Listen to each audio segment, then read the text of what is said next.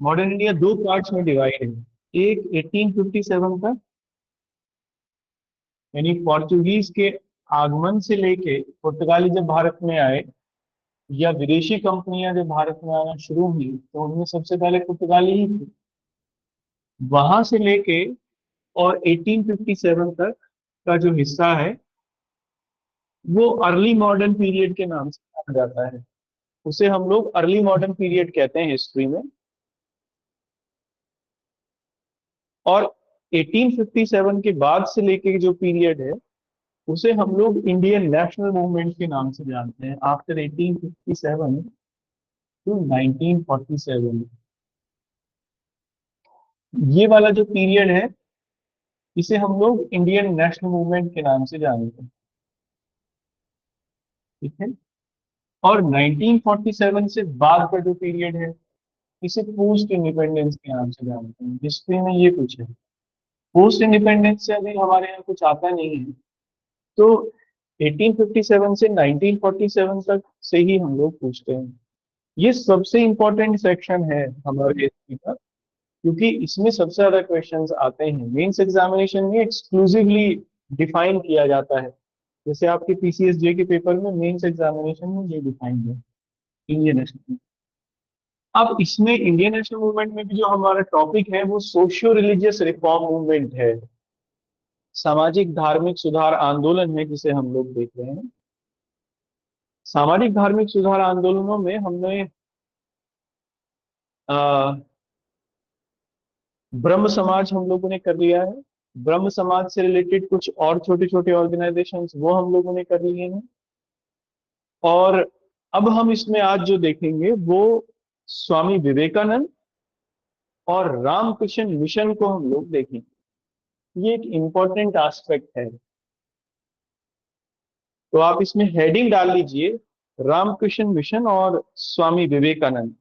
Ramakrishna mission and Swami Vivekananda. देखो, स्वामी विवेकानंद का जो नाम था वो था नरेंद्र नाथ दत्त। कलकत्ता में ये पैदा हुए। ये नरेंद्र नाथ के नाम से भी इन्हें हम लोग जानते हैं। वहीं पर रामकृष्ण परमहंस के नाम से एक पुजारी थे। वो प्रसिद्ध काली मंदिर है कलकत्ता में, दक्षिणेश्वर काली मंदिर उसे कहते हैं। उसके प्रीत थे, उसके पुजारी थे वो। लेकिन ये मानते हैं कि वो एक दिव्य आत्मा थे, एक सिद्ध पुरुष थे। और कुछ लोगों का ये मानना है विशेष तौर पर, और ये सही भी है क्योंकि बहुत सारी ऐसी कहानियां हैं, एक्चुअली वो तंत्र के एक बहुत बड़े योगी थे। नरेंद्र नाथ उनके शिष्य थे। रामकृष्ण परमहंस का जो विचार था, या उनके जो आइडिया थे, रिलीजियस आइडियाज भी, वो वन गॉड में यकीन करने वाले थे। सभी धर्मों के, वो ये मानते थे कि सभी धर्म एक ही जगह पर जाके मिल जाते हैं। तो उस वर्ड को वो हम लोग कहते हैं इसेंशियल वननेस। उन्होंने जो वर्ड यूज किया सभी धर्मों के लिए, एसेंशियल वननेस, कि सभी धर्म अपने इसेंस में, मतलब सार में एक ही हैं, उनमें कोई अंतर नहीं। एक इनका ये मानना था। इसलिए ये रिलीजियस हार्मोनी के एक बहुत बड़े नेता भी थे। अगर हम लोग सोशल रिलीजियस रिफॉर्म मूवमेंट में कहें, धार्मिक सहयोग के एक बहुत बड़े नेता थे। इनका एक और मानना था। इनका मानना था जो धर्म बने वो मानव के लिए बने। इसलिए मानव इंपॉर्टेंट, धर्म उतना इंपॉर्टेंट नहीं है। धर्म तो कोई भी रास्ता अपनाया जा सकता है, लेकिन which is most important that is human. इसलिए उनके जितने विचार थे या उनका जो चिंतन था वो मानववादी। स्वामी विवेकानंद जब उनके शिष्य बने तब ये भी मानववादी विचारों से प्रेरित थे। स्वामी विवेकानंद ने अपने जो विचार थे, आइडियाज थे, रिलीजियस रिलीजन से संबंधित या रिलीजियस आइडियाज, वो उन्होंने उपनिषद से लिए, जिसे हम लोग वेदांत के रूप में जानते हैं। उपनिषद को या वेदों को भी अगर हम लोग कहें, हालांकि उपनिषद को ही वेदांत कहते हैं, लेकिन आप वेदों को भी इसमें शामिल कर सकते हैं, क्योंकि स्वामी विवेकानंद ने वेदों का भी सहारा लिया अपने आइडियाज को लोगों तक पहुंचाने में। अब जो उपनिषद हैं या हमारा जो वेदांत है विशेष तौर पर हिंदुइज्म का, वो वननेस की ही बात करता है। God is one and oneness is God, वो ये भी कॉन्सेप्ट है उसकी। तो एक तो स्वामी विवेकानंद ने भारत में समाज सुधार के लिए जो आधार बनाया, वो भारतीय संस्कृति में ही वेदों को, वेदांत को बनाया, उपनिषद को बनाया, और उसमें एक ईश्वर की बात की। दूसरे, उन्होंने अब एक ईश्वर की बात की, इसीलिए जाति वगैरह की, ये जाति प्रथाओं को, इन सबको उन्होंने नकार दिया। उन्होंने कहा कि सबसे निकृष्ट रूप अगर हिंदुइज्म का है, सबसे बेस्ट वर्जन अगर हिंदुइज्म का देखना है, तो आप इसे जाति में देख सकते हैं। उनका एक बड़ा शानदार कोट है कि धर्म के ऊपर उन्होंने कहा ये, कि हिंदू धर्म में जो अ, पवित्रता है, मतलब कोई कहे कि मैं हिंदू ही, मैं सनातनी हूं, तो वो सनातनी नहीं है। वो अगर है तो कुछ तो केवल अनटचिस्ट है, कि मुझे मत छुओ, मैं पवित्र हूँ। हमारे यहाँ पर एक यही कॉन्सेप्ट थी पहले, कि भाई कोई अगर कोई निम्न जाति का व्यक्ति कुछ छू लेगा तो वह पवित्र हो जाएगी चीज। तो ऐसा लोगों में भी था कि भाई मुझे मत छुओ, मैं पवित्र हूँ। लोग यही कहते हैं, इसलिए हम लोगों का ईश्वर अगर कहीं रहता है, हिंदुइज्म के ऊपर उन्होंने कटाक्ष किया, तो वो किचन में रहता है, रसोई घर में रहता है। ये मत खाओ, इस बर्तन में मत खाओ, इसके घर का मत खाओ, उसके घर का मत खाओ, दैट इज, इसके अलावा और कुछ नहीं है। इसलिए वो एक बड़े मानववादी थे। उन्होंने अपने विचार, मानववादी विचारों को आधार जो बनाया, दैट वाज फ्रॉम वेदांत दर्शन, वेदांत से, उपनिषद से। और उन्होंने एक किताब भी लिखी, आई एम अ सोशलिस्ट, मैं एक समाजवादी हूं, उनकी ये किताब का नाम। और उस किताब में उन्होंने ये कहा कि धर्म तब तक बेकार है अगर वो धर्म लोगों के काम ना आ सके, लोगों की गरीबी दूर ना कर सके, लोगों में अशिक्षा को दूर ना कर सके, लोगों का उद्धार ना कर सके, लोगों की भुखमरी को दूर ना कर सके। उन्होंने कहा ऐसा धर्म किसी काम का नहीं। इसलिए उन्होंने अपने आइडियाज को एग्जीक्यूट करने के लिए दो आश्रम बनाए। जहां तक मुझे याद आ रहा है 1896 में एक बनाया उन्होंने कलकत्ता में, वेल्लूर, जो वेल्लूर मठ के रूप में है, और एक बनाया उन्होंने अल्मोड़ा में, मायावती में। ये दो आश्रम उनके प्रसिद्ध आश्रम हैं, जहां से उन्होंने रामकृष्ण मिशन या रामकृष्ण परमहंस के आइडियाज, या खुद जो उनके अपने आइडियाज थे, उनको प्रोपेगेट करने के लिए उनकी स्थापना। 1893 में शिकागो में विश्व धर्म सम्मेलन हुआ अमेरिका में, वहां उन्होंने हिस्सा लिया और भारत को रिप्रेजेंट किया। राजस्थान में खेतड़ी के महाराज थे, उन्होंने उन्हें फाइनेंस भी किया, और उन्होंने ही उनका नाम नरेंद्र नाथ भी, स्वामी विवेकानंद भी उन्होंने सजेस्ट किया। उसके बाद ही उनका नाम स्वामी विवेकानंद पड़ा। इसलिए जब उन्होंने खुद को रिप्रेजेंट किया 1893 में, तब उन्होंने स्वामी विवेकानंद के नाम से ही खुद को रिप्रेजेंट किया।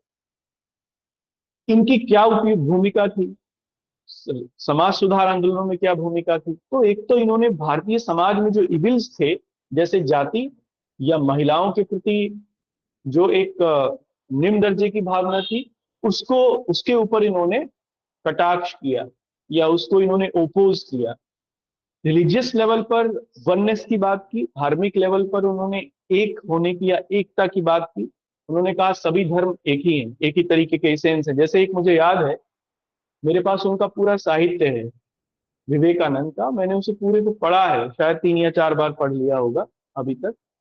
18 किताबें हैं उसमें विवेकानंद साहित्य की, मतलब उनके जो आइडियाज हैं वो 18 बुक्स में है, और अल्मोड़ा से ही निकलती है, मायावती से। तो उसमें उन्होंने जो एक इंपॉर्टेंट बात कही, उन्होंने यही कहा कि अगर किसी देश में जाति है और जाति का आधार अगर धर्म है, तो फिर ऐसे धर्म को ही बदल देना चाहिए अगर जो जातियों की उत्पत्ति करता हो। कोई धर्म ऐसा हो ही नहीं सकता जो बांटता हो। धर्म का काम होता है जोड़ना, वो लोगों को जोड़ने का काम करता है। इसलिए भारत में जो धर्म है अगर वो जाति के ऊपर आधारित है, वो तो निकृष्ट फॉर्म में है। तो ये उनके विचार थे। जैसे उन्होंने उनकी एक शिष्या ने उनको एक लेटर लिखा। जैसे उन्होंने रिलीजियस वननेस की बात की, मैं उस सवाल का एक आपको उदाहरण देता हूँ। तो सिस्टर निवेदिता थी शायद उनका नाम, एग्जैक्ट मुझे अभी याद नहीं आ रहा। अमेरिका से उन्होंने लेटर लिखा। उन्होंने कहा, स्वामी जी ये बताइए कि अगर आपका बेटा हो तो आप उसके लिए किस धर्म के मार्ग को चुनेंगे? मतलब आप उसके लिए क्या कहेंगे? उसके एनुंशिएशन के लिए या उसके मोक्ष प्राप्ति के लिए कौन सा रास्ता बताएंगे? उन्होंने कहा जितने भी धर्म है दुनिया में, सब उसी जगह जाके खत्म हो जाते हैं, उसी रास्ते पर पहुंच जाते हैं, अंत में मोक्ष की प्राप्ति होती है। सभी धर्म मोक्ष तक लेके जाते हैं, कोई किसी तरीके से, कोई किसी तरीके से। तो मैं तो अपने बेटे को ये कहूंगा कि वो जो रास्ता उसे सबसे अच्छा लगता हो, जिस रास्ते पर आसानी से चल के उस वहां तक पहुंच सकता हो, उस रास्ते को चुन ले। ऐसा हो सकता है कि मेरी पत्नी अ, बौद्ध धर्म को मानने वाली हो। ऐसा हो सकता है कि मेरा जो बेटा है वो इस्लाम में यकीन करने वाला हो। ऐसा हो सकता है कि मेरी बेटी ईसाई धर्म को मानने वाली हो। इसलिए रिलीजियस लेवल पर कोई फर्क नहीं पड़ता है, ये सब वही रास्ते हैं जो एक जगह तक पहुंचते हैं। तो that was the finest example of religious oneness या इसेंशियल वननेस, जो कि परमहंस स्वामी रामकृष्ण परमहंस ने भी अपने आइडियाज में कही, और वो आगे स्वामी विवेकानंद में भी देखने को मिलती है। एक तो इनका ये योगदान था कि रिलीजियस लेवल पर इन्होंने यूनिफॉर्मिटी की बात की, कास्ट ग्रीवियंसेस को दूर करने की बात की, या जाति के ऊपर एक क्वेश्चन मार्क लगाया, महिलाओं की स्थिति के ऊपर एक क्वेश्चन मार्क लगाया। और सबसे बड़ी जो बात थी इनका राष्ट्रीय आंदोलन में योगदान, वो था मानववाद को इन्होंने इन्होंने सबसे ज्यादा प्रीफरेंस दी। मानववादी थे, पहले मानववादी थे, पहले ह्यूमनिस्ट थे। मानव को इन्होंने धर्म के केंद्र में रखा या सुधारों के केंद्र में रखा, और इसीलिए राष्ट्रीय आंदोलन मानववादी हुआ। आगे राष्ट्रीय आंदोलन मानववादी हुआ। इन्होंने एक बात भी कही इसके लिए कि मैं उस सभी भारतीयों को दोषी मानता रहूंगा तब तक जब तक कि वो किसी प्रोपेगेंडा में शामिल हैं और भारत का एक एक व्यक्ति गरीब है। अगर भारत का कोई एक व्यक्ति, कोई भी गरीब है, अगर एक व्यक्ति भी गरीब है, तो मैं उन सभी व्यक्तियों को दोषी मानता रहूंगा जो भारत में रहते हैं। क्यों? क्योंकि वो पूरे समाज की संपत्ति का यूज करके शिक्षित तो बन गए, या अपने आप को उन्होंने ऊपर तो रख लिया, लेकिन बाकी लोगों को के लिए उन्होंने कुछ नहीं किया, तो वो सभी दोषी हैं। इसलिए that was the idea of humanistic, या that is the humanistic idea of, idea of humanism of Swami Vivekananda. ये उनकी राष्ट्रीय आंदोलन को देन, मानववादी चरित्र। इसके बारे में भी हम कुछ लिख लेंगे। मैं कुछ आपको समझा पाया, कुछ चीजें क्लियर हुई रामकृष्ण मिशन और स्वामी विवेकानंद के बारे में। तो चलो इसको थोड़ा सा लिख लेते हैं, फिर साथ साथ में मैं आपको समझाता भी चलूंगा। ठीक है? तो इसमें पहला लिखना, Swami Vivekananda was, Swami Vivekananda was the disciple of, Swami Vivekananda was the disciple of Ramakrishna Paramhansa. Ramakrishna Paramhansa, Swami Vivekananda Ramakrishna Paramhansa के शिष्य थे।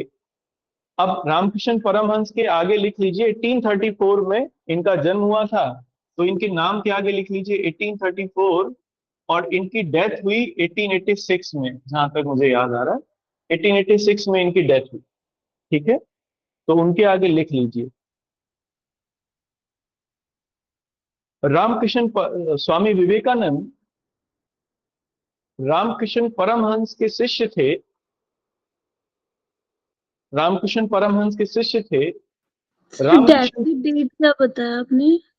है सिर्फ टाइम पे? 1834 से 1886 तक, 1886 तक। तो 1886 में उनकी डेथ हुई, रामकृष्ण परमहंस की, और 1834 में उनका जन्म हुआ था। ठीक है, नेक्स्ट पॉइंट से लिखना। सर हिंदी का पॉइंट रामकृष्ण, एक बार रिपीट करें। लिखवा दिया मैंने हिंदी का पॉइंट। कंफ्यूज हो गया था। स्वामी विवेकानंद रामकृष्ण परमहंस के शिष्य थे। ठीक है, 1834 में से 1886 लिख लीजिए। हाँ आयुष बताइए। सर विकिपीडिया पे ना 1836 बॉर्न ईयर दे रखा है 1836? जी, और भाई चेक 1886 डाइड ईयर। चेक कर लो, क्योंकि 1834 ही है। नो सर, 1834 है बुक में भी। आयुष, ये तुम वाईकी वाईकी पीडिया ना बहुत यूज मत करा करो यार, ये वास्तव में एक गलत ट्रेंड है जो तुम पकड़ रखा है तुमने उसको ना। ये बहुत ऑथेंटिक नहीं होता, आप गलत जगह चले जाओगे। इट इज मोर डिस्ट्रक्टिव ना। It must be regulated, I think so. तो उसको उतना यूज करिए जितना वो ठीक है। क्लियर है ना, क्योंकि आप एक ऐसे रिसोर्स के ऊपर रिलाई कर रहे हो जिसका कोई ऑथेंटिकेशन नहीं है, कोई ऑथेंटिकेशन नहीं। और फिर कहाँ चले जाओगे आप? तो गलत जगह। किताबों में ऑथेंटिकेट करिए। देखो किताबों में ना बहुत कुछ लिखा हुआ होता है, और किताबों की जो चीजें हैं वो ज्यादा रिलायबल होती है, क्योंकि किताबों में जो सोर्स है दैट वाज मेंशन टू, कि भाई ये सोर्स से मैंने ये चीज हमने लिखी है, तो it is more reliable. Online, net, it is not reliable. It could be, but it is not reliable.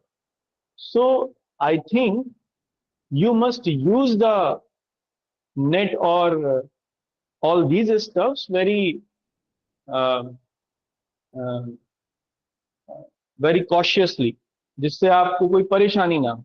पता चला आप इन्हीं के ऊपर रिलाई कर रहे हो, तो फिर तो पढ़ने की जरूरत ही नहीं है, यहीं से आप सारी चीजें देख लो, क्या दिक्कत है? सर मैं रिलाई नहीं कर रहा, मैं कुछ मतलब स्पेलिंग देख रहा था तो वो 1836 लिखा था, बस इसलिए बोल दिया नहीं था नहीं, और कुछ आप नहीं था वो सर। नहीं, मैं कहता हूँ ना मत उसको। जहां मुझे डाउट होता है वहां मैं बता देता हूँ। इट इज वेरी क्लियर, 1834 से लेके और 1886 तक उनका है, क्योंकि 1886 के बाद ही रामकृष्ण अ, आंदोलन या रामकृष्ण मिशन की स्थापना की थी स्वामी विवेकानंद ने, उनके आइडियाज को प्रोपेगेट करने के लिए। चलिए नेक्स्ट लिखिए। Ramakrishna Paramahansa was Ramakrishna Paramahansa was a mystic. Mystic मतलब एक पुजारी थे, लेकिन पुजारी कहना गलत होगा, एक बहुत ही शानदार पर्सन था। Mystique of Dakshineswar Kali temple, Dakshineswar Kali temple in Kolkata, Dakshineswar Kali temple in Kolkata. Mistake priest लिखना, मिस्टिक प्रीस्ट। ठीक है ना, मिस्टिक प्रीस्ट, MYSTIC, रहस्यमयी, और प्रीस्ट पुजारी।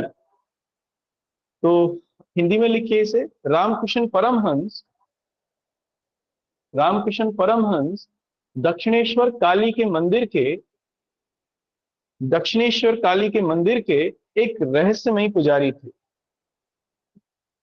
he emphasized he emphasized in the concept of one god. He emphasized in the concept of one god and religious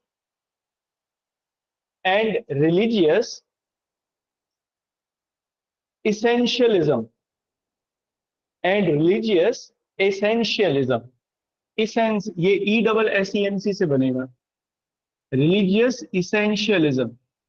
उन्होंने उन्होंने एक ईश्वर, एक ईश्वर तथा सब धर्मों के या संपूर्ण धर्मों के या सभी धर्मों के एक सार की बात की या एक सारीयता की बात की। ठीक है। ही declared that the service of human is service of God, is service of God. उन्होंने यह घोषित किया कि मानव की सेवा ही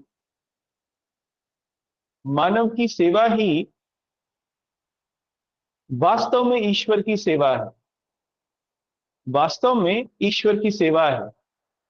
ठीक है। अब अगले पॉइंट से लिखना। Swami Vivekananda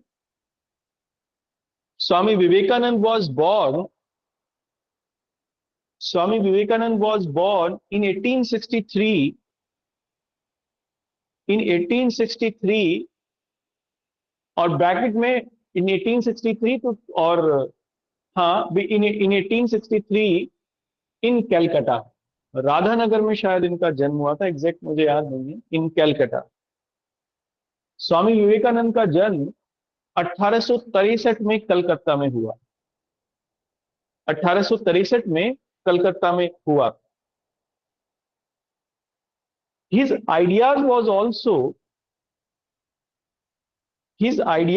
also influenced by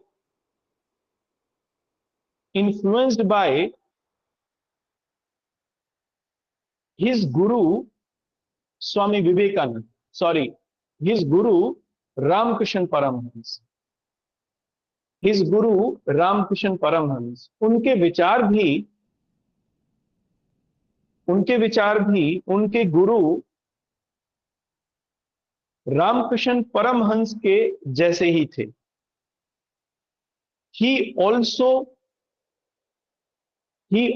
considered oneness in all religions, उन्होंने भी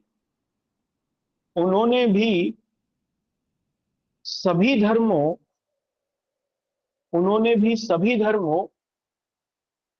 के एकत्व को स्वीकार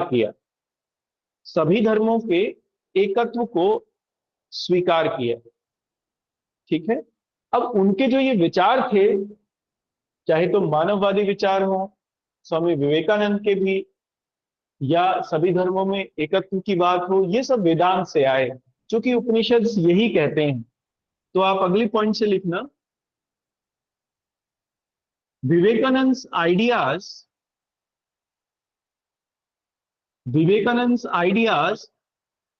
was based on Vedant philosophy of Hinduism.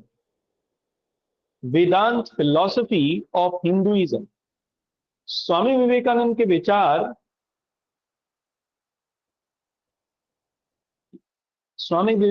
विचार हिंदू धर्म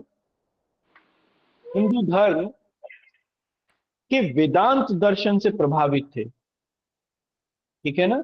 अब वेदांत तो जातिवादी की बात करते ही नहीं है, इसलिए उन्होंने भी जाति को कंडेम्ड किया। उन्होंने कहा ये सब गलत है, और न केवल वो सामाजिक बंटवारे की बात अस्वीकृत करते हैं वेदांत या उपनिषद, बल्कि वो मनुष्यों में भी ऊंच नीच की भावना को दूर करते हैं, उसको भी वो कंडेम्ड करते हैं, जैसे मेल और फीमेल के बीच में। इसलिए विवेकानंद के जो आइडियाज थे, न केवल वो जातियों के खिलाफ थे या जाति प्रथा के खिलाफ थे, बल्कि वो महिला और पुरुष के बीच का जो अंतर था उस पर्टिकुलर समाज में, आज भी है, उसके भी विरोध में थे। इसलिए उन्हें भारतीय समाज सुधार आंदोलन का सबसे बड़ा मानववादी कहते हैं, ह्यूमनिस्ट कहते हैं। तो आप लिखिए इसमें, देखिए माइक ऑन है, किसी का ऑफ कर लीजिए।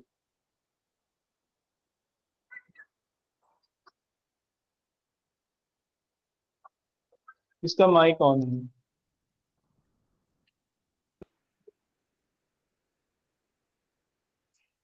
सर एकतु से क्या मतलब है यहाँ, एकतु? सोनम जी माइक ऑन है आपका, आप ऑफ कर लीजिए।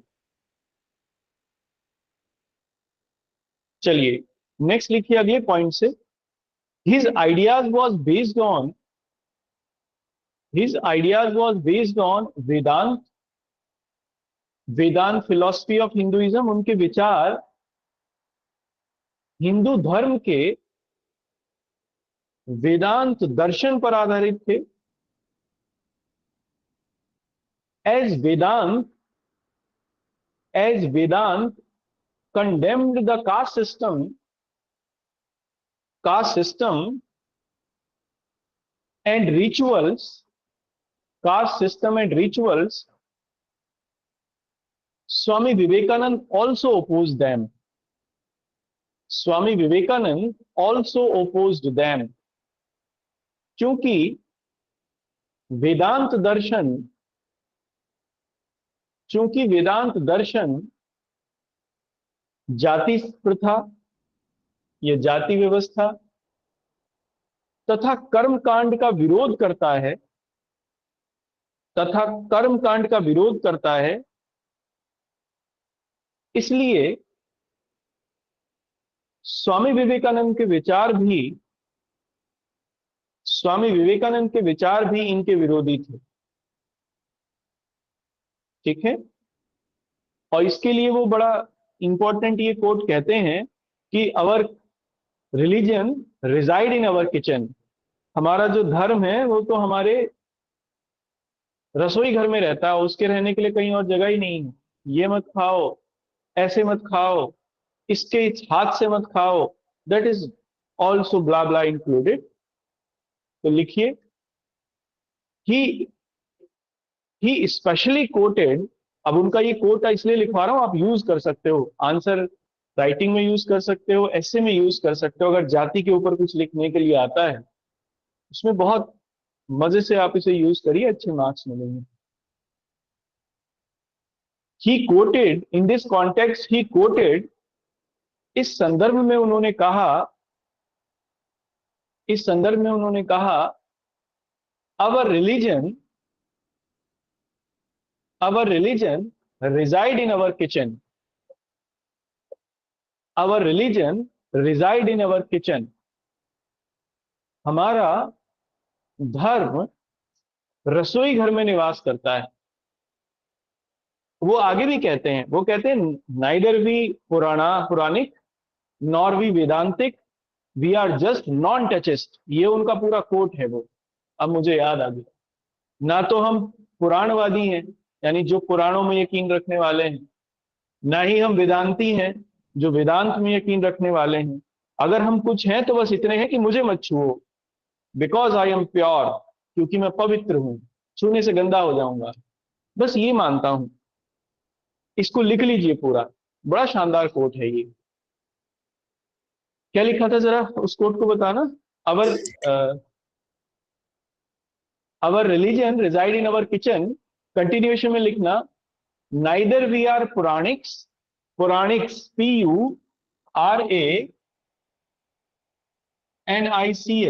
नाइदर वी पुराणिक्स माने जो पुराणों को मानते हैं हिंदू धर्म में। Neither we are Puranics nor we Vedantis, we are just don't touchist. We are just don't touchist. ना तो हम पुराणवादी हैं तथा ना ही वेदांती,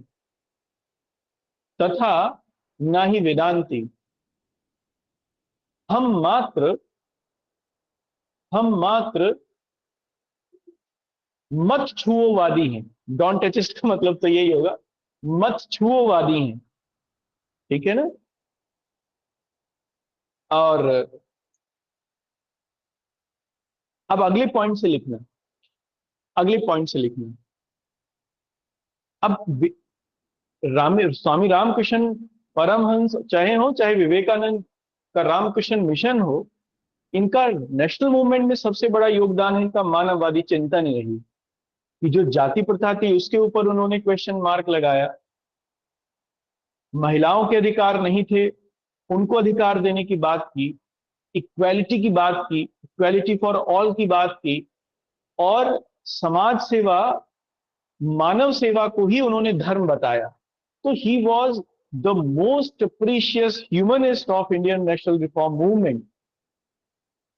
और उन्होंने इस सब का आधार, अपने मानववादी चिंतन का आधार भी जो ढूंढा, वो भी ढूंढा भारतीय दर्शन से ही, इंडियन फिलॉसफी से ही, और विशेष तौर पर वेदांत से। तो आप लिखिए, अगले पॉइंट से लिखना, स्वामी विवेकानंद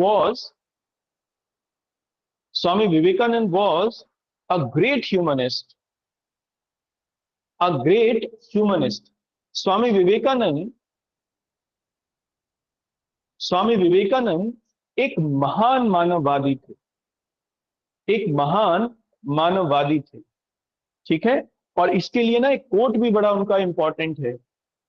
उन्होंने कहा कि वो ईश्वर जिसमें मैं यकीन रखता हूं, वो पूरी दुनिया के, पूरी संसार के सभी लोगों में निवास करता है। वो सभी लोगों का एक्यूमुलेशन है, मतलब सभी लोगों में जो ईश्वर है उस सब का एक इकट्ठा स्वरूप है, निचोड़ है सभी का। तो ये हो ही नहीं सकता कि मेरा ईश्वर अलग है, आपका अलग है, किसी और का अलग है।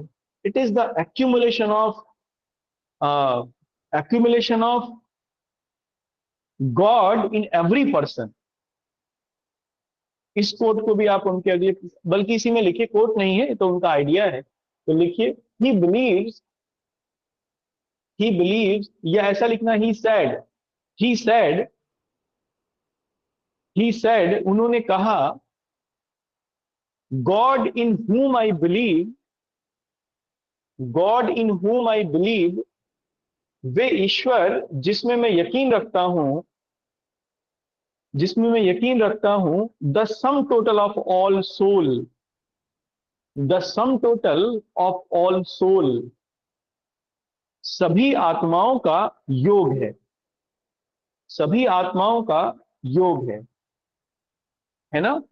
और वो भी ये कहते हैं कि अगर वास्तव में मेरा ईश्वर कहीं निवास करता है तो वो गरीब व्यक्ति की आत्मा में निवास करता है। अगर मेरे लिए इसलिए सबसे प्रीशियस पर्सन कोई है तो that is the poor person. तो लिखिए, and my god reside in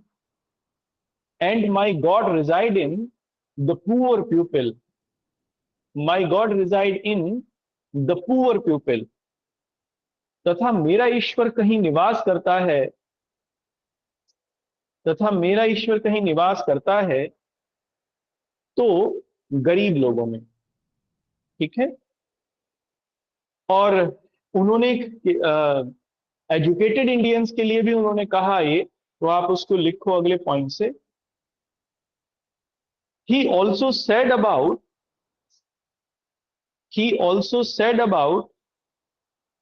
educated Indians that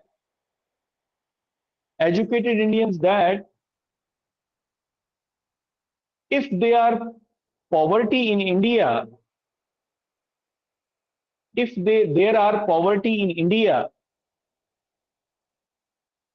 so every educated man is a traitor.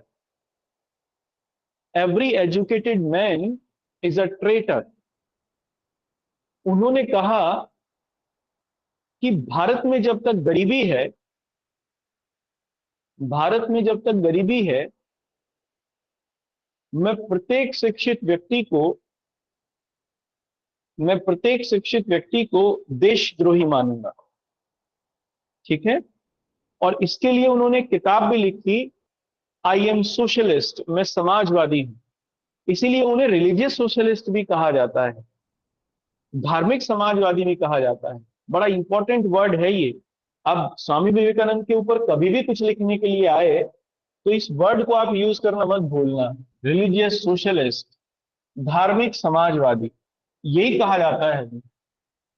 धार्मिक समाजवादी इसलिए क्योंकि धर्म को उन्होंने आधार बनाया गरीब लोगों के उत्थान का, इसलिए। और सभी धर्मों की एक रूपता में, इक्वालिटी में उन्होंने यकीन किया, और यही आइडिया सोशलिज्म का है। Equality for all, that is the basic या कोर आइडिया ऑफ सोशलिज्म। समाजवाद का यही विचार है, इसीलिए उन्हें रिलीजियस सोशलिस्ट कहते हैं। तो लिखिए, he also wrote a book he also wrote a book named I am socialist। उन्होंने उन्होंने मैं एक समाजवादी हूं नाम से, मैं एक समाजवादी हूं नाम से एक पुस्तक भी लिखी, एक पुस्तक भी लिखी। इन हिस्ट्री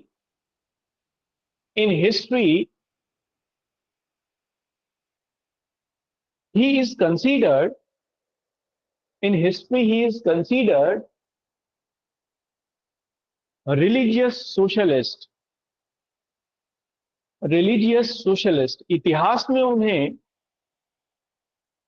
इतिहास में उन्हें धार्मिक समाजवादी के नाम से जाना जाता है ना। क्यों? क्योंकि उन्होंने इक्वालिटी फॉर ऑल की बात की और धर्म का उपयोग किया, या धर्म का उपयोग करने का प्रयास किया गरीबों के उत्थान के लिए, for the poor, for the depressed, चाहे उसमें महिलाएं थी, चाहे उसमें गरीब लोग थे समाज के। तो लिखिए, because he believed in religious and social equality। because he believed in religious and social equality। ठीक है, अगले पॉइंट से लिखना। अब इनका ये जो इनके विचार थे, इनको एक इंटरनेशनलाइज करने में भी मदद मिली, उनको इंटरनेशनलाइज किया उन्होंने, विशेष तौर पर 1893 में शिकागो के सर्वधर्म सम्मेलन में।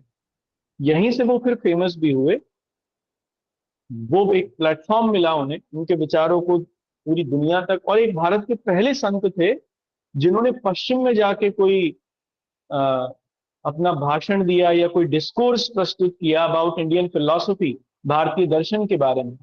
और फिर देखो, वो परंपरा आज तक चलती आ रही, चाहे गौड़ीय मठ हो, चाहे इस्कॉन हो, चाहे और बहुत सारे भारत के दार्शनिक संप्रदाय हों जो पूरी दुनिया में है, योग भी उनमें से अब एक है। But he was the first person who propagate the idea of Hinduism outside from India. तो आप लिखिए, 1893 में उन्होंने शिकागो में हुए सर्वधर्म सम्मेलन में भाग लिया, या सर्वधर्म सम्मेलन में भारत का प्रतिनिधित्व किया। ये लिखिए, सर्वधर्म सम्मेलन में भारत का प्रतिनिधित्व किया। He represented India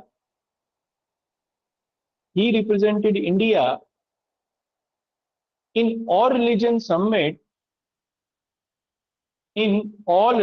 summit of Chicago in 1893।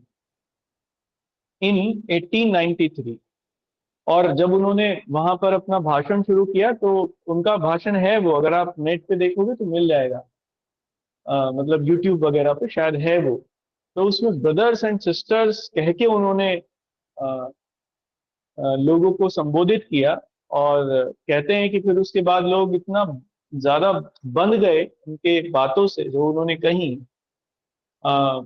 बल्कि अमेरिका का अखबार था, न्यूयॉर्क टाइम्स ने लिखा, या शायद हेराल्ड करके कोई अखबार था, मुझे याद नहीं है उसका नाम इस समय, उसमें लिखा उन्होंने कि देखो, ऐसे देश में जहां ऐसे व्यक्ति हैं, वहां धर्म प्रचारकों को भेजना कितनी बड़ी मूर्खता है।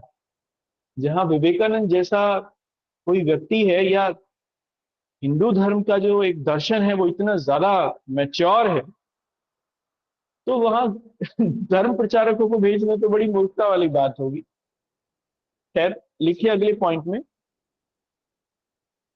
अगले पॉइंट में लिखना, बल्कि इसमें यह नोट डाल के लिखिए। अगले पॉइंट में क्या, यहाँ पर एक नोट लिख लीजिए। शिकागो शिकागो में आयोजित शिकागो में आयोजित इस सम्मेलन में उनके जाने का खर्च, उनके जाने एवं रहने का खर्च, ऐसा लिखिए, उनके जाने एवं रहने का खर्च खेतड़ी के महाराज, ये राजस्थान में है, खेतड़ी रियासत थी एक, खेतड़ी के महाराज अजीत सिंह सर द्वारा वहन खेतड़ी, किया गया है जी। सर क्या नाम है? खेतड़ी के महाराज अजीत सिंह। सर खेतड़ी। हाँ, खेतड़ी, खेतड़ी। वैसे खेतड़ी बोला जाएगा अंग्रेजी, हिंदी में तो अंग्रेजी में खेतड़ी होगा, KHETRI।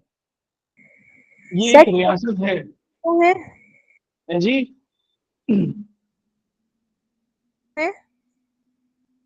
मैं समझ नहीं पाया, आवाज नहीं आई मुझे। सर ये कहाँ है? ये राजस्थान में राजस्थान में खेतड़ी, तांबा निकलता है यहाँ से। सिंधु घाटी सभ्यता के लोग तांबा लेते थे यहाँ से। चलो लिखो, खेतड़ी के महाराज अजीत सिंह द्वारा वहन किया गया। His expenses his expenses of this travel his expenses of this travel was bared by Maharaja of Khetri Ajit Singh. उन्होंने ही विवेकानंद को, या ऐसा लिखना, उन्होंने ही इन्हें विवेकानंद की उपाधि दी।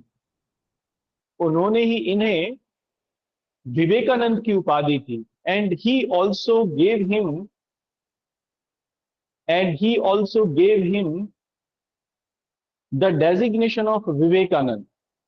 ठीक है, देखो प्रीलिम्स का तो बस इतना ही है जो मैंने आपको ये बताया, किसने दिया, क्या किया, कहाँ गए, दैट्स इट। बट मेंस का जो कॉन्सेप्ट है, that is the idea of humanism of Vivekananda, वही पूछते हैं मुख्य परीक्षा में, यही आएगा।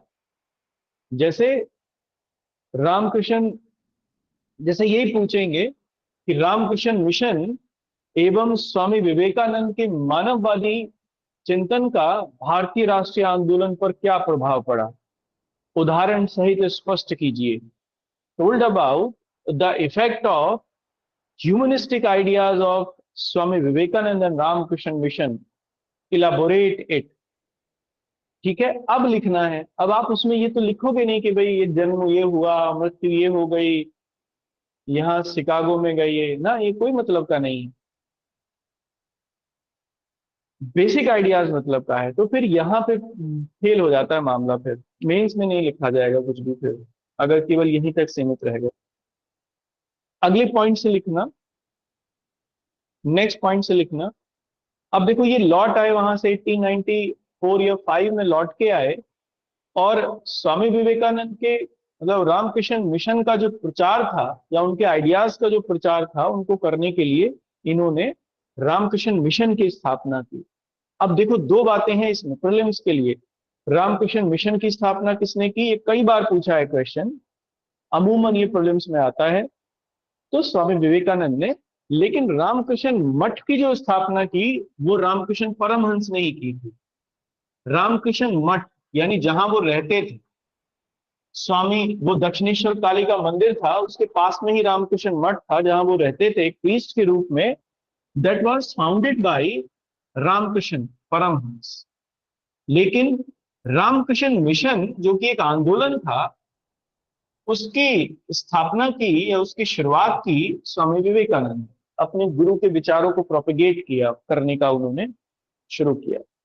तो आप लिखिए इसमें, 1896 में 1896 में 1896 में या 1896 में अपने गुरु के मानववादी विचारों के प्रसार के लिए उन्होंने रामकृष्ण मिशन की स्थापना की। He founded Ramakrishna Mission. He founded Ramakrishna Mission in 1896 to propagate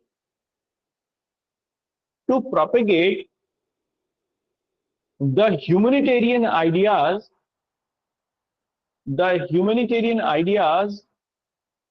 of his guru.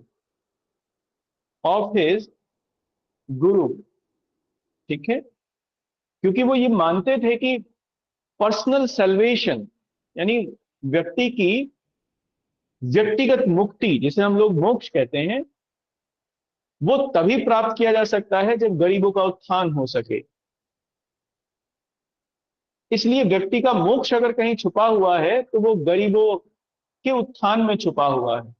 इसीलिए उन्होंने ह्यूमैनिटेरियन, इसीलिए आज भी रामकृष्ण मिशन एजुकेशन के बहुत सारे काम करता है, शिक्षा से रिलेटेड, स्वास्थ्य से रिलेटेड, मतलब चिकित्सा से रिलेटेड, और भी बहुत सारे फील्ड में सोशल वर्क वो करता है। साफ सफाई, पेड़ लगाना, अब तो पौधे लगाने का बहुत बड़ा काम है उनका। तो ये सब चीजें, तो अगले पॉइंट से लिखना,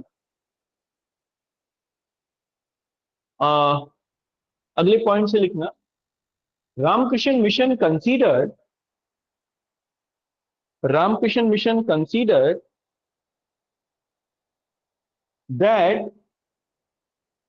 that the way of personal salvation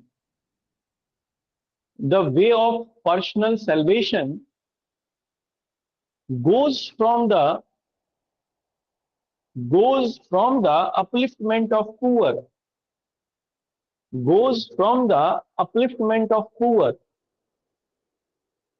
Ramakrishna mission यह मानता है कि व्यक्ति के मोक्ष का रास्ता गरीबों के उत्थान से होकर जाता है। He established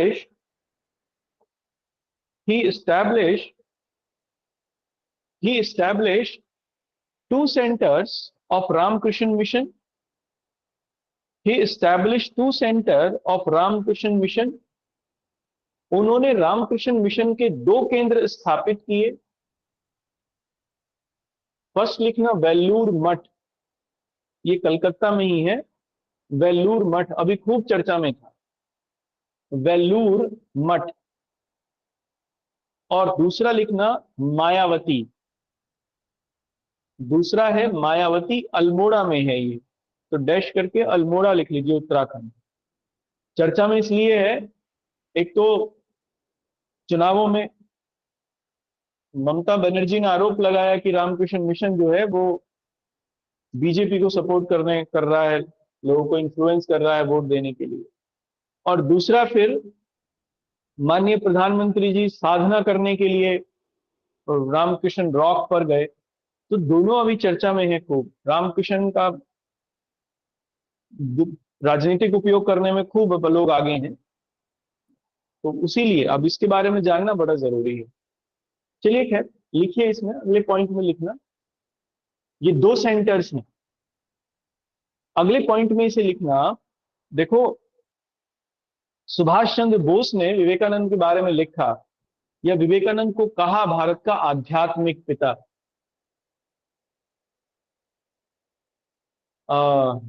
अब यहां पर अध्यात्म को क्या कहेंगे, सही वर्ड कुछ ढूंढ के बताओ।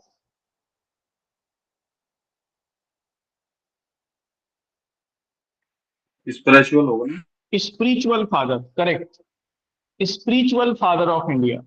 सही शब्द है। लिख लो इसे। सुभाष चंद्र बोस ने स्वामी विवेकानंद को भारत का आध्यात्मिक पिता कहा। भारत का आध्यात्मिक पिता कहा। ठीक है। Subhash Chandra Bose stated Swami Vivekanand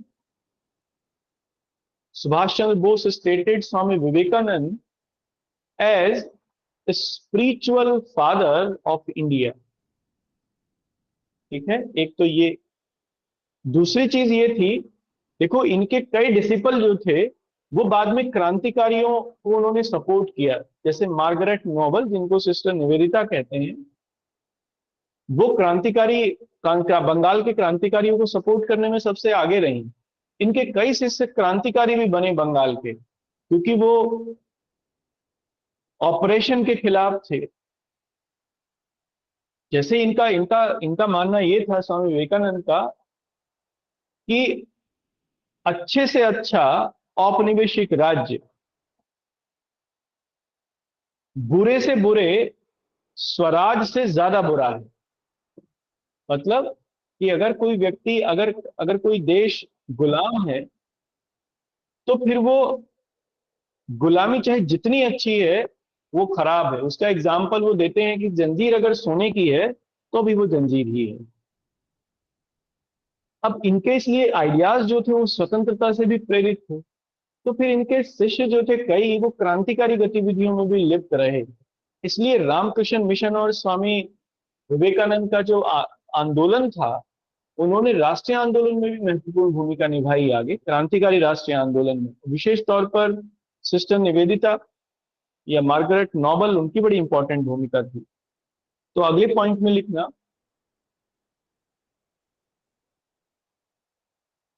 later the disciple of Swami Vivekanand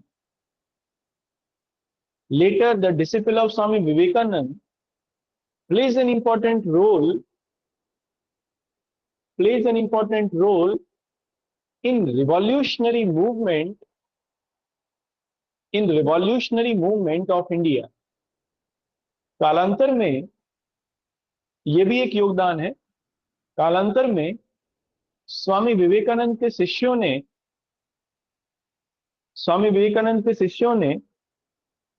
क्रांतिकारी राष्ट्रीय आंदोलन में महत्वपूर्ण भूमिका निभाई। Sister Nivedita an Irish lady या an Irish disciple of Swami Vivekanand helped the revolutionaries against Britishers।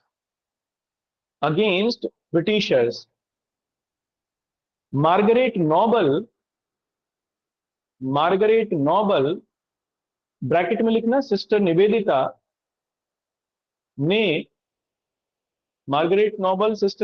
ने अंग्रेजों के विरुद्ध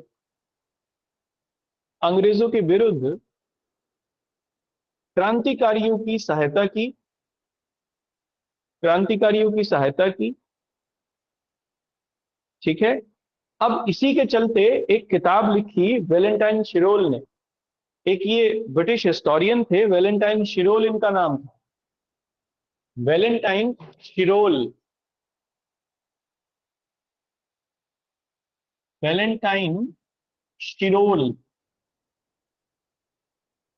ये इनका नाम था। इन्होंने एक किताब लिखी इंडियन अनरेस्ट। उस इंडियन अनरेस्ट में इन्होंने स्वामी विवेकानंद को भी रिस्पॉन्सिबल बताया।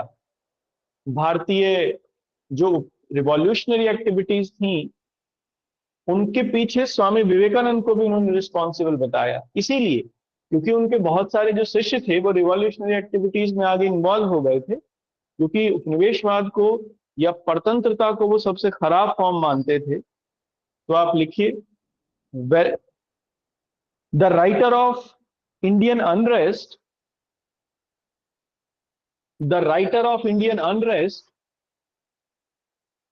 The writer of the book लिख लीजिए, writer of the book Indian unrest, Valentine Shirol, Valentine Shirol also stated that Swami Vivekanand was responsible for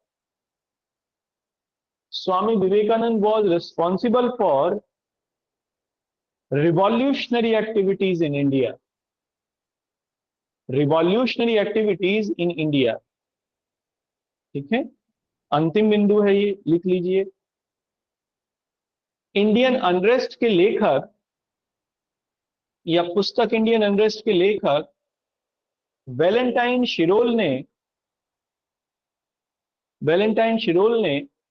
Swami Vivekananda को भी भारतीय अशांति के लिए उत्तरदायी सिद्ध किया। ठीक है, ये हमारा कंप्लीट हो गया, स्वामी विवेकानंद और रामकृष्ण मिशन। कल हम लोग इसमें आर्य समाज आंदोलन देखेंगे, है ना, दयानंद सरस्वती और उनका आर्य समाज आंदोलन। इसके ऊपर कोई आंसर राइट कर लेंगे, एक आध देख लेंगे अगर जरूरत पड़ेगी तो। मुझे ये बताओ, क्लियर है, समझ में आ गया? कोई क्वेरी हो किसी की, कोई बात ऐसी हो जो समझ में ना आई हो तो पूछ लीजिए। सर एकत्व शब्द से क्या समझो है जी? एकत्व माने जिसका एसेंस, जैसे इसका सार एक ही हो। सभी धर्मों का सार क्या है? ईश्वर को प्राप्त करना, दैट इज द एसेंस। तो अब चाहे वो कोई, अब उसको चाहे कोई मस्जिद से प्राप्त कर सकता है, कोई गिरजा से प्राप्त कर सकता है, कोई मंदिर से प्राप्त कर सकता है, किसी को मंदिर की भी जरूरत नहीं है, वो सेवा से ही प्राप्त कर सकता है। जैसे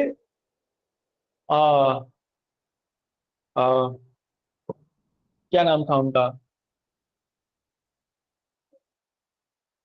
अभी थी ना जिन्हें नोबेल पुरस्कार भी दिया, जिनके बहुत सारे, एक विदेशी महिला थी ना भारत में, mother Teresa. Mother Teresa, correct, mother Teresa. तो उनको किसी मंदिर मस्जिद जाने की भी जरूरत नहीं है, ना किसी गिरजा जाने की जरूरत है, ना किसी मंदिर जाने की जरूरत है। उन्होंने, मदर टेरेसा ने अपने सैल्वेशन को गरीबों के उत्थान में ही देख लिया, गरीबों की सेवा में देख लिया। तो यही कहते हैं स्वामी विवेकानंद या रामकृष्ण मिशन, यही कहता है अगर धर्म है तो ये अलग अलग रास्ते हैं जो एक ही जगह जाते हैं, लेकिन इनमें भी सबसे बेहतर अगर कुछ है तो वो है upliftment of poor, work for the poor. That is the basic idea of Hinduism and that is also the basic idea of humanism. और यही उनका योगदान है राष्ट्रीय आंदोलन में। ठीक है, ये वेलूर मठ साउथ में नहीं है, ये कलकत्ता में कैसे है? अरे जब कलकत्ता में है तो कलकत्ता में ही है, साउथ में क्यों? प्रधानमंत्री तो साउथ में गया था, तिरुवनंतपुरम से। वो रॉक है, वो जगह है जहां उनको समाधि मिली, स्वामी विवेकानंद, जहां उन्होंने समाधि प्राप्त की। ठीक है, वो मठ है उनके, जहां वो केंद्र हैं, प्रोपिगेशन के जो केंद्र हैं ये वो हैं। 1902 में उनकी डेथ हो गई थी स्वामी विवेकानंद की। वो समाधि में ही लीन थे और बस वैसे के वैसे ही बैठे हो रह गए। बाद में उनके शिष्यों ने बहुत कोशिश भी की। कहते हैं कि वो, क्योंकि वो बहुत बड़ी साधना करते थे और वो अपनी साधना में अपनी आत्मा को शरीर से अलग कर लेते थे। उनके शिष्य ऐसा लिखते हैं, बताते भी हैं, कई किताबों में भी है। और ऐसा वो करते थे, तो वो कहते थे अपने शिष्यों से कि जब मैं इस साधना में हूं तो तुम लोग मतलब पास मत आना, ना ही मेरे शरीर को छेड़ना। तो क्योंकि वो एक तंत्रवादी भी थे, जैसे उनके गुरु थे, वहां पर वो साधना कर रहे थे। अब उनका निकल गया प्राण, या आत्मा जो है अलग हो गई शरीर से। वो 2-3 दिन तक ऐसे ही वो बैठे रहे साधना में ही, मतलब अपनी साधना में ही थे। उनके शिष्यों को लगा कि ये तो साधना में है, लेकिन जब 2-3 दिन तक किसी भी तरीके का कोई नहीं हुआ था, उन्होंने देखा तो वो उनकी डेथ हो चुकी थी। That was the end of Swami Vivekananda. बहुत कम उम्र थी, शायद अंडर 40 थे। एग्जैक्ट तो मुझे याद नहीं, 1902 पे लगा लो कितना हुआ, 1902 में डेथ हुई, और जन्म था उनका 1863 में। बस यही थी। चलिए, ये हमारा कंप्लीट हो गया। अब हम लोग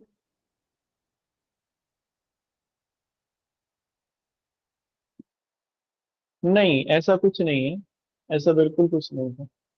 उनकी तो बहुत शानदार कहानियां हैं, फिर कभी मतलब सुनाऊंगा मैं।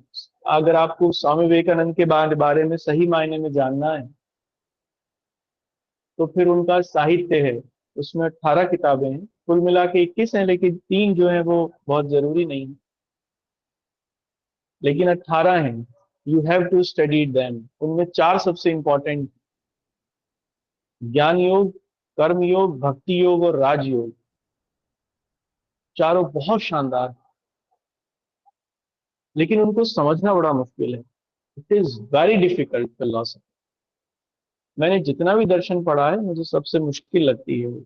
मतलब मुश्किल तो नहीं, लेकिन उसको समझने के लिए आपको बहुत कुछ पता होना चाहिए, उनकी एक एक बात को जानने के लिए। चलिए हिंदी करते हैं। कोई क्वेरी है तो पूछ लीजिए, किसी को पानी वानी पीना है तो पी लीजिए, फिर हिंदी शुरू करते हैं, रस पढ़ेंगे।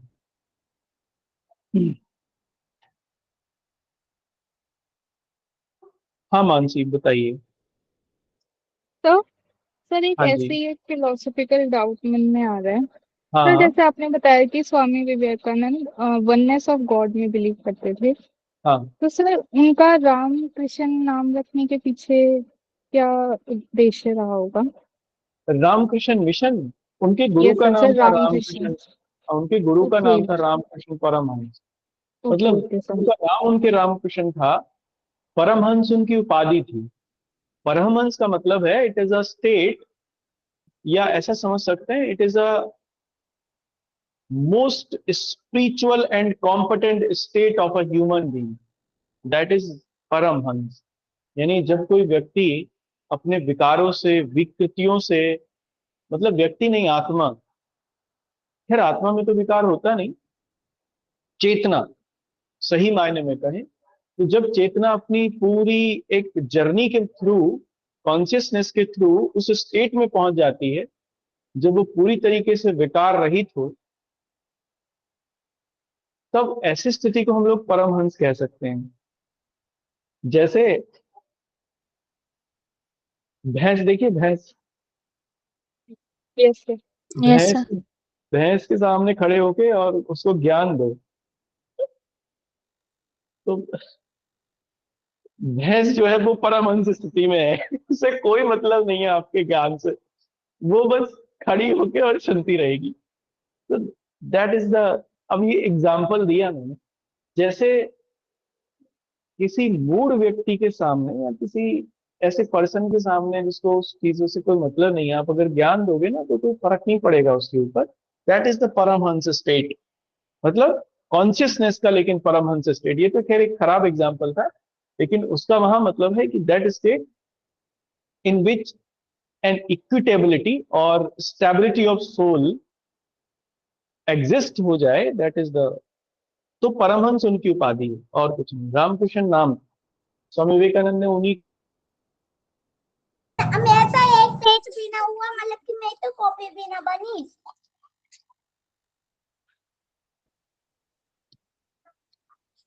मीना दीदी। चलिए शुरू करते हैं हिंदी। Thank you sir. हाँ जी, ओके, थैंक यू। पढ़ने से गिनती गिनती सुनती। मीना जी, आपका माइक ऑन है, और चलिए देखो, हिंदी में हम लोग रस कर रहे थे, रस देख रहे थे, और रसों में मैंने, मुझे जहां तक याद आ रहा है, आपको रस लिखवा दिए थे और उनके स्थायी भाव लिखवा दिए थे। ठीक है, ऐसा हो गया था ना? जी सर। ठीक है, देखो अब इसकी ना स्थायी भाव वगैरह की परिभाषा लिख लेते हैं। सबसे पहले तो ये समझ लेते हैं कि स्थायी भाव का मतलब क्या है। ठीक है, देखो स्थायी भाव का मतलब है,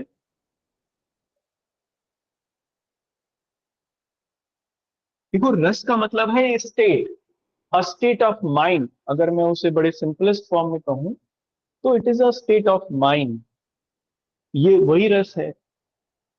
जैसे किसी चीज को देखकर अगर हमारे मन में कुछ विचार उत्पन्न हो, तो वो विचार किस तरीके के हैं, ये वो रस के हिसाब से उन्हें देखा जा सकता है। तो स्थायी भाव का मतलब ये है कि वो विचार जिस पर वो रस बेस्ड है वो स्थायी रहने वाला है।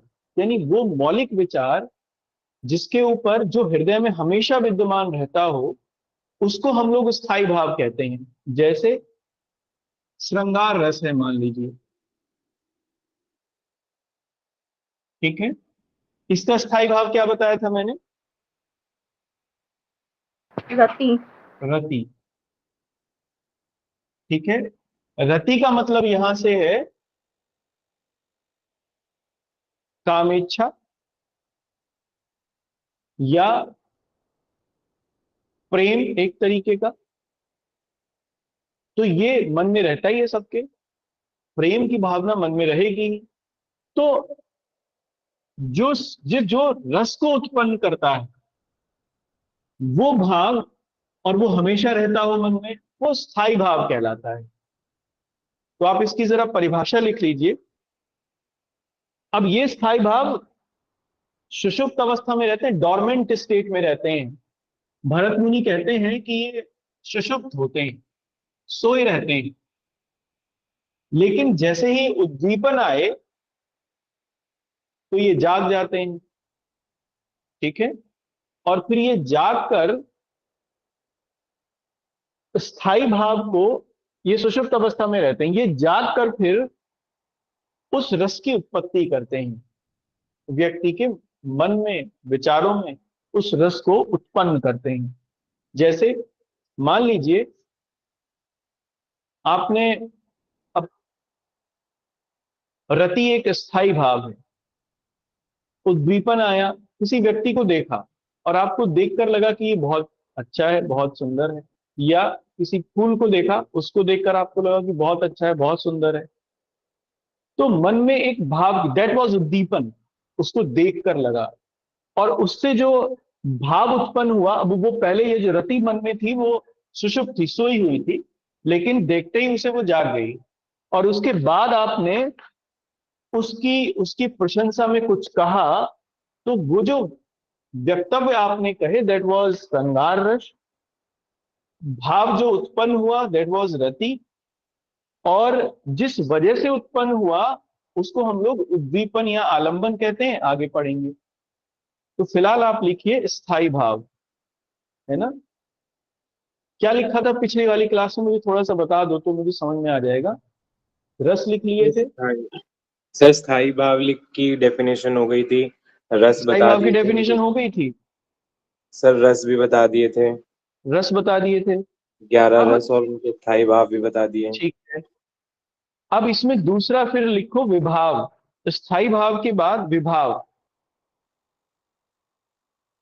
स्थायी भाव के बाद विभाव। मैंने बताया आपको, जैसे स्थायी भाव जो है सुसुप्त रहता है, तो वो सभी चीजें जो स्थायी भाव को जागृत करने का काम करती हैं उन्हें हम लोग विभाव कहते हैं, विभाव। तो पहले इसकी परिभाषा लिखिए, फिर उदाहरण से समझते हैं। विभाव, ठीक है, इसका परिभाषा लिखिए। जो कारण, जो कारण स्थायी भाव को जो कारण स्थायी भाव को हृदय में जागृत या उत्पन्न करते हैं, हृदय में जागृत अथवा उत्पन्न करते हैं, वे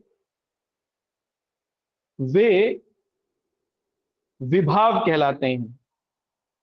वे विभाव कहलाते हैं। ठीक है। जैसे देखो, श्रृंगार रस की उत्पत्ति, ये श्रृंगार रस का स्थायी भाव है रति, है ना। रति के लिए दो चीजें जरूरी हैं। जैसे मैंने अभी आपके, रति माने प्रेम, अब किसी के मन में प्रेम अगर जागृत हो रहा है तो उसके लिए दो चीजें जरूरी हैं। एक तो वो व्यक्ति जो देख रहा है, मतलब जिसने किसी को देखा, महसूस किया, और एक जिसको देखा। तो नायक और नायिका, नायक और नायिका ये जरूरी है। क्या मुझे ये बताओ, नायक और नायिका के बिना प्रेम का भाव उत्पन्न हो सकता है किसी के मन में? मतलब प्रेम उत्पन्न किसके मन में होगा? रति किसके मन में उत्पन्न होगी? नायक और नायिका के मन में। बिना इनके नहीं हो सकता। ठीक है। इसलिए नायक और नायिका विभाव हुए।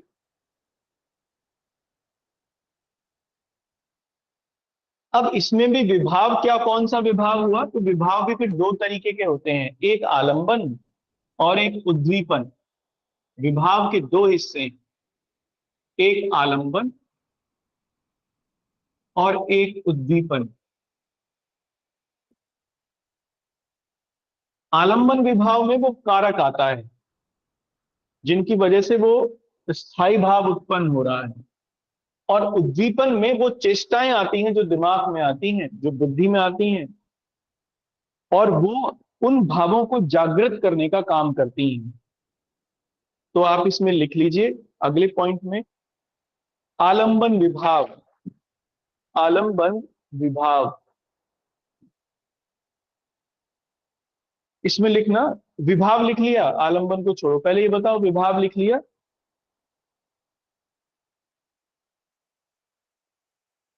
विभाव की परिभाषा होगी। Yes sir.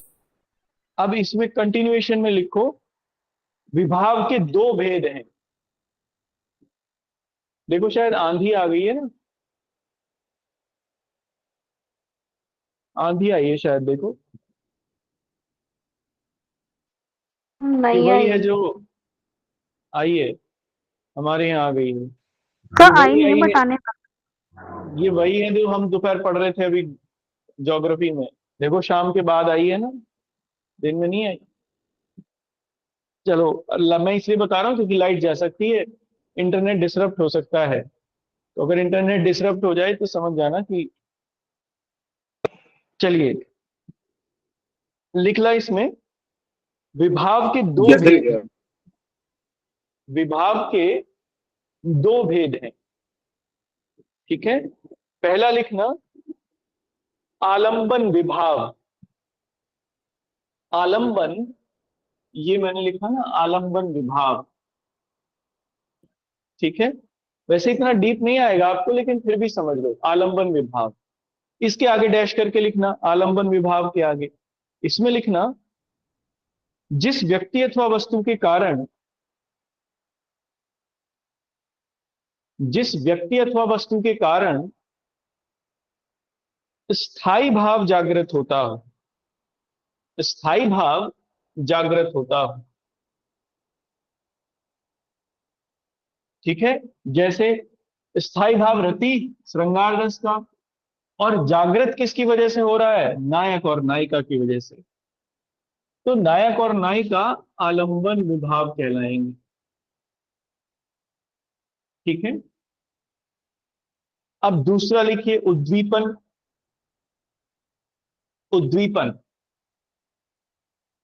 इसमें लिखिए उद्दीपन विभाव लिख के, और इसके आगे लिखिए, देखो उद्दीपन विभाव का मतलब है जो स्थायी भाव को तीव्र कर देते हैं, बढ़ा देते हैं। जैसे और रति को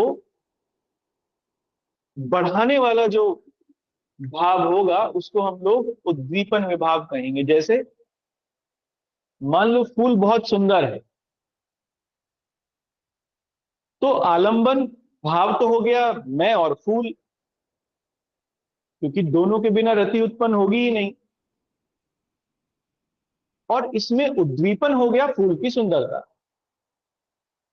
फूल को मैंने देखा, मुझे बहुत सुंदर लगा, उसके प्रति मेरे अंदर रति का भाव उत्पन्न हो गया, स्थायी भाव। और फिर मैंने उसके लिए कुछ कविता लिख दी, उसके लिए कुछ शब्द कह दिए, वही श्रृंगार रस हो गया।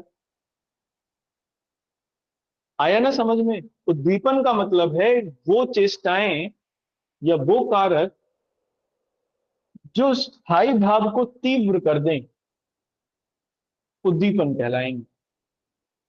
क्लियर है? चंचल, क्लियर है आपको?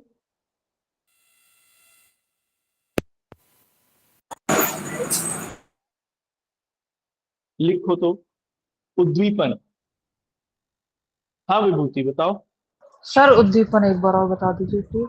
देखो, वो भाव जितने भी जो स्थायी भावों को तीव्र करने में मदद करते हो, तेज करने में मदद करते हो, उसको हम लोग उद्दीपन कहते हैं। जैसे श्रृंगार रस का स्थायी भाव क्या है? रति है। अब रति किसी के लिए कब जागृत हो सकती है?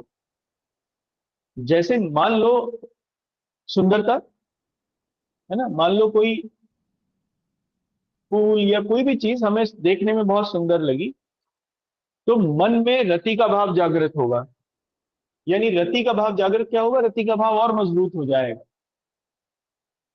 इसलिए उद्दीपन विभाव हुआ सुंदरता। क्लियर है? सर तो आप लिख लीजिए तो इसे। दोनों के लिए हो सकता है।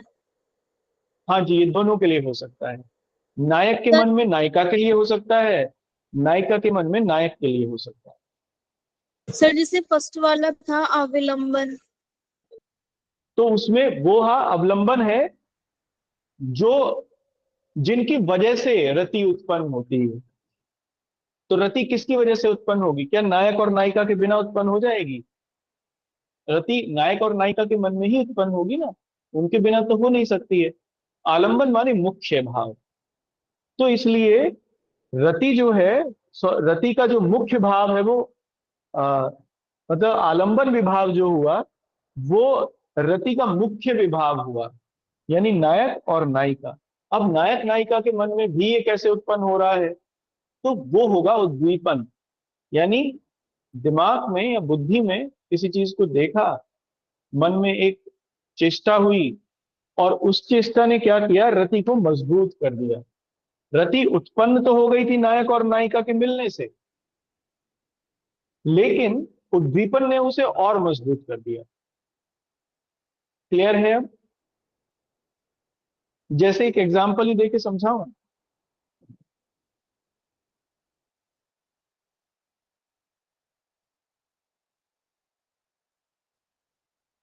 दुल्हे श्री रघुनाथ बने, दुलही सिए सुंदर मंदिर माही।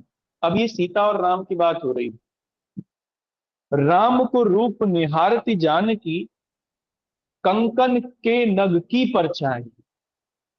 अब राम को सीता देख रही हैं जो कंगन का नग है उसमें से। अब देखो इसमें श्रृंगार रस है ना। अब श्रृंगार रस है तो भाव क्या होगा? रति होगा, क्योंकि दोनों के बीच में एक प्रेम की बात है।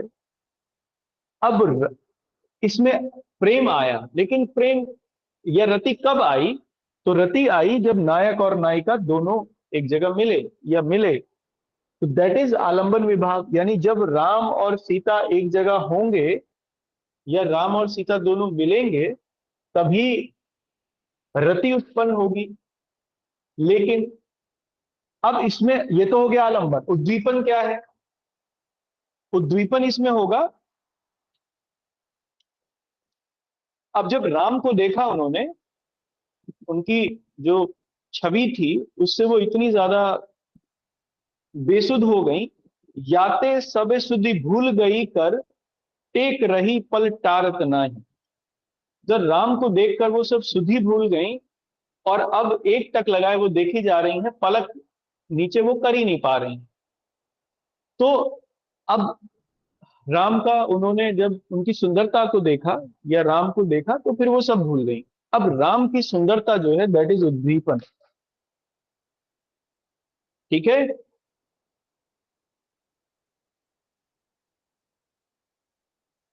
राम की सुंदरता उद्दीपन, राम और सीता आलंबन, रति स्थाई भाव और रस श्रृंगार। अरे बता दो, अब तो बता दो, इतना तो सुना दिया। क्लियर है ना? मेरी आवाज आ रही है? चलो लिख लो अब। क्या लिखा? उद्दीपन लिख लिया? उद्दीपन विभाव। नहीं सर। स्थाई भावों को लिखो, इसकी परिभाषा। स्थाई भावों को उद्दीपित अथवा तीव्र करने वाले, स्थाई भावों को उद्दीपित अथवा तीव्र करने वाले भावों को, तीव्र करने वाले भावों को उद्दीपन विभाव कहते हैं। उद्दीपन विभाव कहते हैं। ठीक है, अब इसमें अगले पॉइंट से लिखना।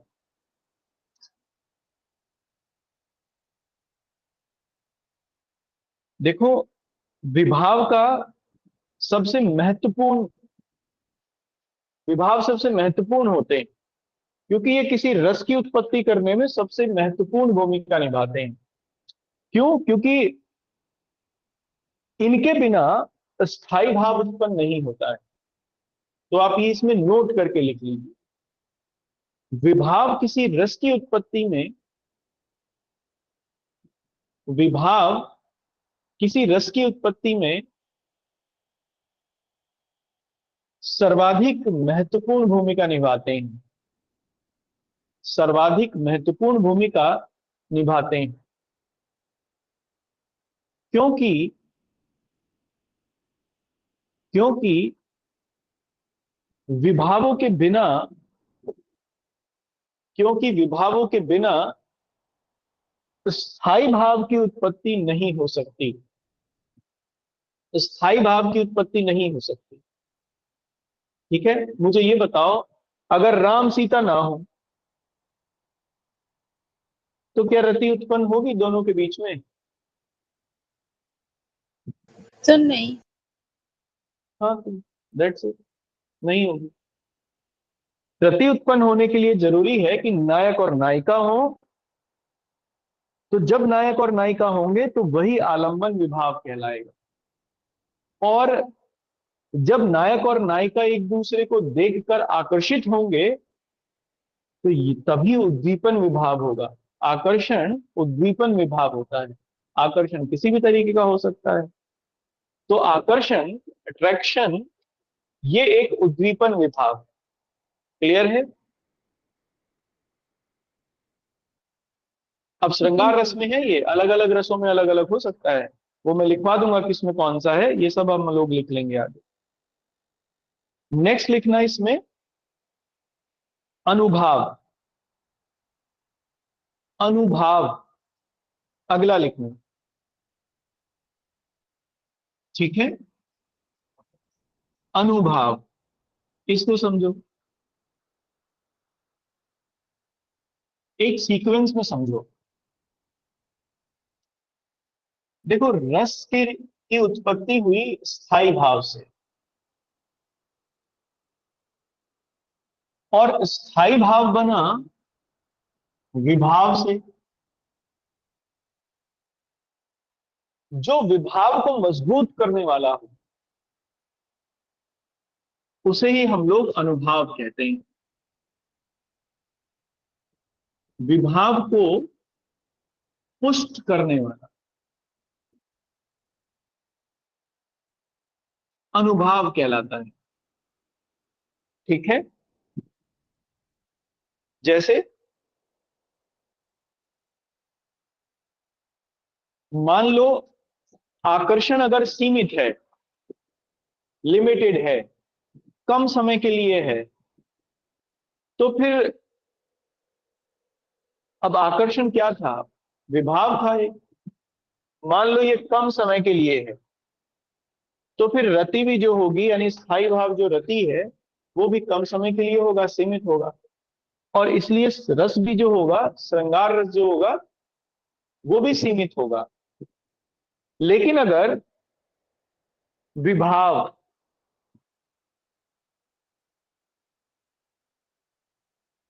या ऐसा समझो कि अगर मान लो अनुभाव, अगर अनुभाव मजबूत है, यानी आकर्षण अगर लंबे समय के लिए है और विस्तृत है, विस्तार में है, तो फिर मजबूत विभाव की उत्पत्ति होगी। इससे मजबूत रति और मजबूत श्रृंगार रस। मतलब ये है कि अनुभाव वो भाव होते हैं जो विभावों को स्थायी बनाने का काम, स्थायी बनाने उन्हें मजबूत करने का काम करते हैं, उन्हें स्ट्रांग बनाते हैं, उन्हें तोड़ने नहीं देते। ठीक है?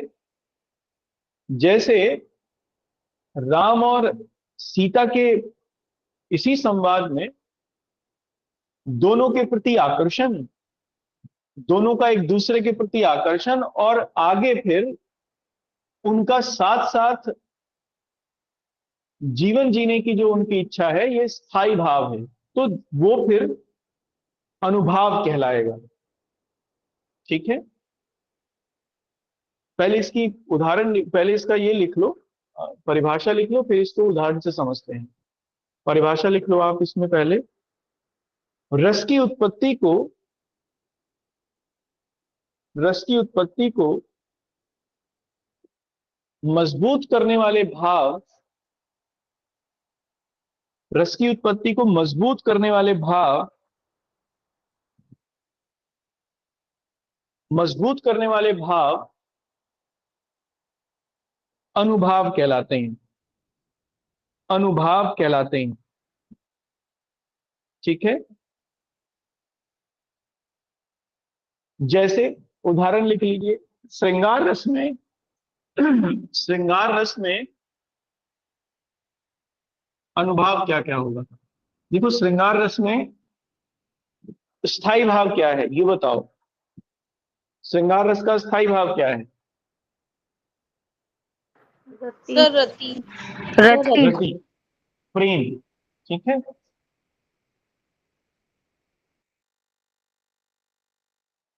श्रृंगार रस, इसका स्थायी भाव रति। ठीक है?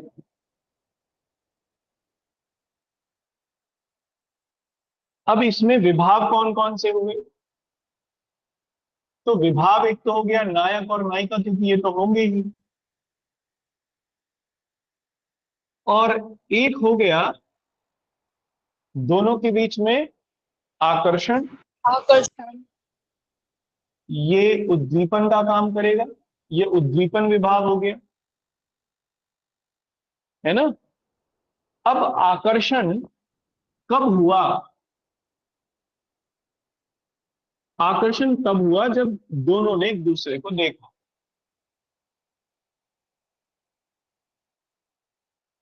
मतलब अवलोकन किया,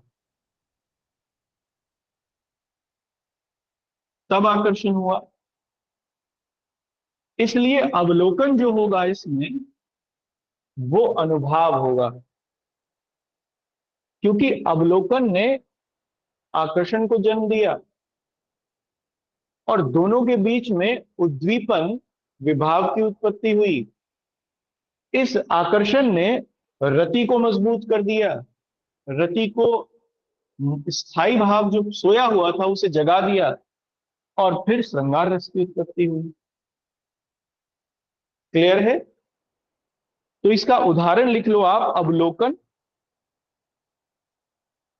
स्पर्श भी होगा, छूने से भी स्पर्श, आलिंगन, है ना?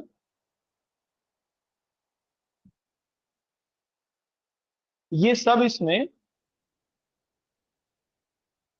विभाव होंगे, सॉरी अनुभाव होंगे। स्पर्श, आलिंगन, अवलोकन, श्रृंगार रस के होंगे। ठीक है ना? अनुभाव के उदाहरण लिख लिए ये, बताओ श्रृंगार रस के अनुभाव के उदाहरण। अब लास्ट लिख लीजिए इसमें संचारी भाव, चौथा है संचारी भाव। देखो ये तो बताए ही नहीं जा सकते। संचारी, संचारी माने चलने वाले, ये वो भाव हैं जो एक रस से दूसरे रस में चलते रहते हैं। इनकी कोई, तो इन्हें पकड़ा नहीं जा सकता है, इन्हें बताया नहीं जा सकता है कि इस रस में यही संचारी भाव होगा। लेकिन ये करते क्या हैं, यही अनुभावों को उत्पन्न करने का काम करते हैं। स्थायी भावों को मजबूत करके, सॉरी, अनुभावों को मजबूत करके स्थायी भाव को मजबूत करने का काम करते हैं। तो आप लिख लीजिए इसमें, इसकी तो बस परिभाषा से ही काम चलाइए। संचारी भाव एक आध देख लेंगे, लेकिन सब एक जगह जुड़े हुए होते हैं, तो आप उसमें कोई बहुत अंतर नहीं कर पाओगे सभी रसों में। फिलहाल आप इसमें लिखिए संचारी भाव, संचारी भाव। ठीक है? और इसमें लिखना आप सामान्यतः ये भाव, सामान्यतः ये भाव अनुभावों को मजबूत करने का काम करते हैं। अनुभावों को मजबूत करने का कार्य करते हैं। क्योंकि ये सभी रसों में विचरण करते रहते हैं या सभी रसों में प्राप्त होते हैं, चूंकि ये सभी रसों में विचरण करते हैं एवं प्राप्त होते हैं, इसीलिए इन्हें संचारी भाव कहते हैं।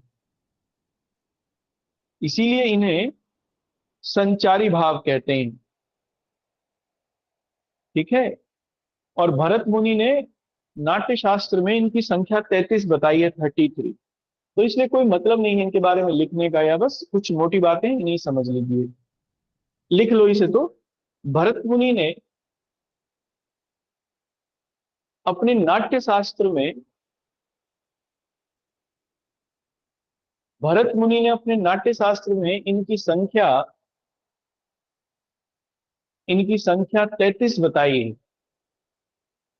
इनकी संख्या 33 बताई है, 33। ठीक है? जैसे उन्माद, शंका, चपलता, चिंता, ग्लानि, ये सब संचारी भाव हैं। चाहे उदाहरण लिख लीजिए एक दो के उदाहरण लिख लीजिए, सबको लिखने की जरूरत नहीं है, कुछ अंदाजा हो जाएगा। मद, मोह, स्वप्न, गर्व, आलस्य, ये सब संचारी भाव है। ये अलग अलग रसों में आपको देखने को मिलेंगे। ठीक है? क्लियर है यहां तक? अब इसके बाद रसों को देख लेते हैं, और रसों में उस रस का ये डिवीजन भी कर लेते हैं कि इसमें कौन सा संचारी भाव है, कौन सा विभाव है, क्या है, ये देख लेते हैं। तो आप सबसे पहले लिख लीजिए, हेडिंग डाल लीजिए श्रृंगार रस। अच्छा, श्रृंगार रस का कर लिया था क्या? नहीं करा ना अभी? सर से स्थायी भाव हुए हैं। स्थायी भाव रति, आलंबन विभाव, नायक और नायिका, नायक और नायिका, उद्दीपन, उद्दीपन लिख लीजिए। तो उद्दीपन में आकर्षण, आकर्षण ये उद्दीपन विभाग होगा। सौंदर्य, चांदनी, बसंत ऋतु, है ना? बसंत ऋतु में फूल खिला और आप उसकी सुंदरता को देख के आकर्षित हुए। तो इसीलिए वसंत ऋतु ने उद्दीपन का काम किया। वसंत ऋतु में फूल खिला, आप उसकी तरफ आकर्षित हुए। आकर्षण और उद्दीपन, ये दोनों, आकर्षण और वसंत ऋतु दोनों ही उद्दीपन विभाग में शामिल हो गए। नेक्स्ट अनुभाव। अनुभाव था, आपने देखा उसे पहले, देखोगे, स्पर्श करोगे तो अवलोकन, आलिंगन, स्पर्श, ठीक है। ये श्रृंगार रस के हैं, उदाहरण है। अब इसमें देखो, श्रृंगार दो तरीके का होता है। श्रृंगार रस दो तरीके का है, इसके दो डिवीजन है। एक है संयोग श्रृंगार, जिसमें नायक और नायिका आपस में मिलते हैं और उनमें प्रेम जागृत होता है। तो इसमें नायक और नायिका का मिलन विशेष तौर पर परिभाषित होता है। वियोग श्रृंगार में एक दूसरा है वियोग श्रृंगार। इसमें नायक और नायिका का बिछुड़ना शामिल होता है, लेकिन बिछड़ते हैं इस उम्मीद के साथ कि वापस मिल जाएंगे। श्रृंगार रस में, वियोग श्रृंगार रस में और करुण रस में यही अंतर है। करुण रस में तो नायक और नायिका बिछुड़ जाते हैं सदा के लिए, लेकिन वियोग श्रृंगार रस में नायक और नायिका बिछुड़ते हैं, लेकिन कुछ कम समय के लिए, मतलब उम्मीद होती है उसमें वापस मिलने की। दोनों में यह अंतर है। संयोग श्रृंगार में तो मिलते ही हैं, वो जब मिलते हैं तभी उत्पन्न होता है। तो आप इसमें लिख लीजिए, श्रृंगार रस के दो भेद हैं। श्रृंगार रस के दो भेद हैं, संयोग श्रृंगार, संयोग श्रृंगार, ठीक है। इसमें लिखना, यह नायक नायिका के, यह नायक नायिका के सुखांत मिलन को बताता है। सुखांत मिलन को बताता है, यह सुखपूर्वक मिलन को बताता है, ऐसा लिख लीजिए। सुखपूर्वक मिलन को बताता है, ठीक है। वही जैसे ये उदाहरण लिख सकते हैं, दुल्हा श्री रघुनाथ बने, दुल्ही सिए सुंदर मंदिर माही। लिखने की जरूरत नहीं है वैसे। दूसरा लिखिए, वियोग श्रृंगार। वियोग को विप्रलंभ भी कहते हैं, एक दूसरा नाम भी है इसका वियोग का, विप्रलंभ श्रृंगार या वियोग श्रृंगार भी है। वियोग से आप जान जाओगे, विप्रलंभ भी इसका एक मतलब। इसमें लिखना, एक दूसरे के प्रेम में,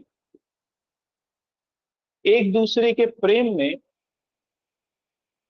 अनुरक्त नायक नायिका, अनुरक्त नायक नायिका जब जब अस्थायी रूप से, अस्थायी रूप से बिछुड़ते हैं, अस्थायी रूप से बिछड़ते हैं, तब यह वियोग श्रृंगार कहलाता है। तब यह वियोग श्रृंगार कहलाता है, ठीक है। देखो, जैसे इसमें एक है, मैथिली शरण गुप्त ने लिखा है, रे मन आज परीक्षा तेरी, सब अपना सौभाग्य मनावे, दरस परम निश्रेयस पावे, उद्धारक चाहे तो आवे, यही रहे यह चेरी। ये एक प्रसंग है जब भगवान बुद्ध यशोदा से मिलने के लिए आते हैं, अपनी पत्नी से, मतलब यशोदा से मिलने के लिए क्या आते हैं, वो वापस लौट के आते हैं अपने राज्य में। तो सब लोग खुशी मना रहे होते हैं, लेकिन उनके मन में दो भाव हैं। एक भाव तो उनके मन में ये है कि उनके पति आ रहे हैं उनसे मिलने के लिए, लेकिन एक दूसरा भाव ये भी है कि वो पति अब उनके पति के रूप में नहीं है बल्कि एक सन्यासी के रूप में है। तो ये बिछड़ने का भाव है, अस्थायी रूप से बिछड़ने का भाव है। इसको हम लोग वियोग श्रृंगार भी कहेंगे, वियोग श्रृंगार कह सकते हैं। जैसे एक आध और कोई उदाहरण अगर मुझे मिलता है तो मैं आपको समझा सकता हूं।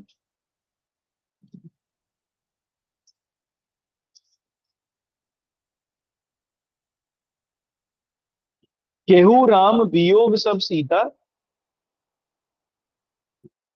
मोह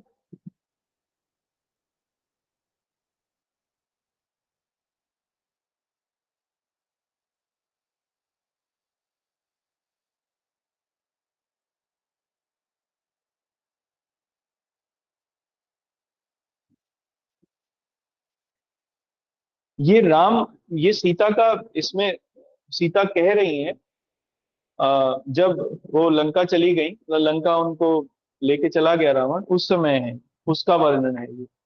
केहू राम वियोग तब सीता, वो कहे सकल भय विपरीता, नूतन किसलय मनहु कृसानु, कला निशासम निशि समय भानु। ठीक है, वियोग में है सीता, वो कह रही है कि जो समय था वो सब विपरीत हो गया है, अब मैं किसके लिए जीऊं, ना तो दिन का पता है और ना ही रात का पता है। तो अब ये कम समय के लिए वियोग है क्योंकि फिर मिलेंगे। तो इसमें वियोग श्रृंगार का वर्णन है, क्योंकि प्रेम भी है राम के प्रति, लेकिन उनसे दूर जाने का जो भाव है या वियोग का जो दुख है वो भी वो प्रकट कर रहे हैं। ठीक है, तो इसमें वही है, स्थाई भाव रति है ना। चलिए, आया कुछ समझ में थोड़ा बहुत? जितना आप समझ पा रहे हो ना, इतना सवाल के उत्तर देने के लिए काफी होगा। बस ये बताओ कि थोड़ा बहुत आया कुछ?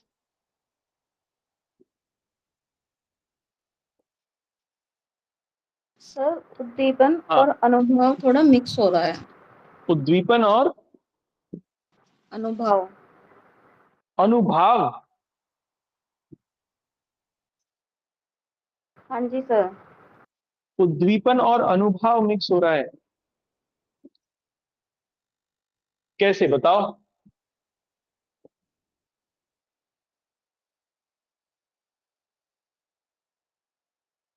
अनुभाव की क्या परिभाषा लिखवाई मैंने?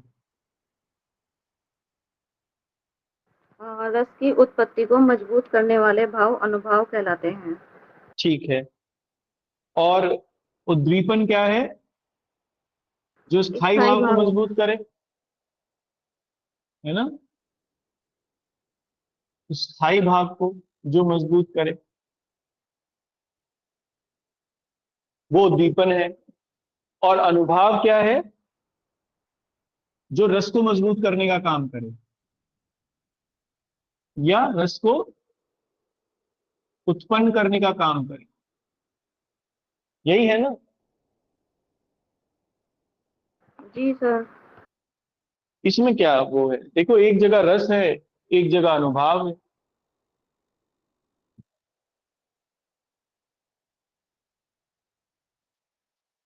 एक जगह परिभाषा सुन के पढ़ के बताओ मुझे, अब मेरे परिभाषा बिल्कुल याद नहीं आ रही। स्थायी भावों को उद्दीपित अथवा तीव्र करने वाले भावों को उद्दीपन विभाव कहते हैं। ठीक है,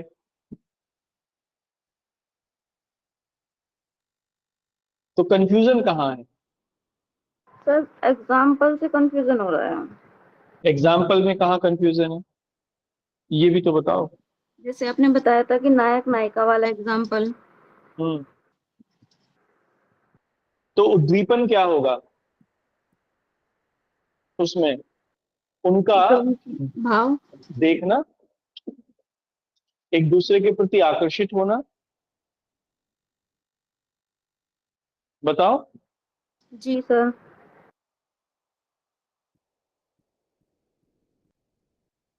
और ये क्या करेगा? स्थाई भाव रति को मजबूत करेगा। जी। तो श्रृंगार रस की उत्पत्ति होगी। स्थाई भाव अगर रति होगा तभी श्रृंगार रस की उत्पत्ति होगी। एक बार फिर से इसको ठीक से पढ़ लेना, जी सर। मेरे हिसाब से क्लियर है। ठीक है, दूसरा आप इसमें लिख लो, नेक्स्ट इसमें आप लिख लो करुण रस। ठीक है, करुण रस। देखो, करुण रस का मतलब है जहां पर कोई भी, चाहे तो नायक नायिका हो, चाहे कोई सगा संबंधी हो, कोई मित्र हो, कोई भी आपका अपना, जब आपसे बिछड़ जाता है और स्थायी रूप से बिछड़ जाता है, तब उसमें जो भाव की उत्पत्ति होती है वो करुण रस होता है। और इसका स्थायी भाव होता है शोक, दुख। क्योंकि यहां जो बिछड़ना है वो परमानेंट है, शॉर्ट टर्म का नहीं है, लॉन्ग टर्म का है, सदा के लिए है। इसीलिए दुख की उत्पत्ति होती है या शोक की उत्पत्ति होती है। ठीक है, अब आलंबन क्या हुआ इसमें? आलंबन हुआ वो विशिष्ट वस्तु जिससे आप बिछड़ रहे हो, वही आलंबन हुआ। क्योंकि उसके बिना, जैसे करुण रस, समझो अब इसको, यहां से समझो, इसका स्थायी भाव हुआ शोक।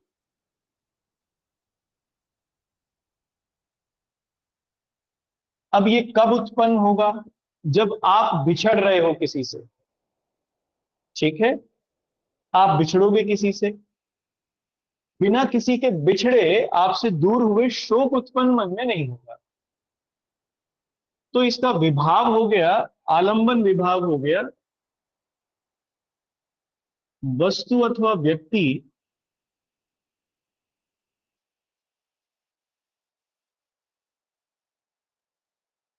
जिससे अलगाव हुआ है, जिससे अलगाव हुआ। ठीक है, ये हुआ आलंबन विभाव। बताओ, क्या इस उस व्यक्ति के बिना, जिससे वो आप बिछड़ गए हो, क्या उसके बिना शोक उत्पन्न हो जाएगा? अगर वो व्यक्ति आपके पास है तो क्या शोक उत्पन्न होगा? नहीं सर। होगा ही नहीं।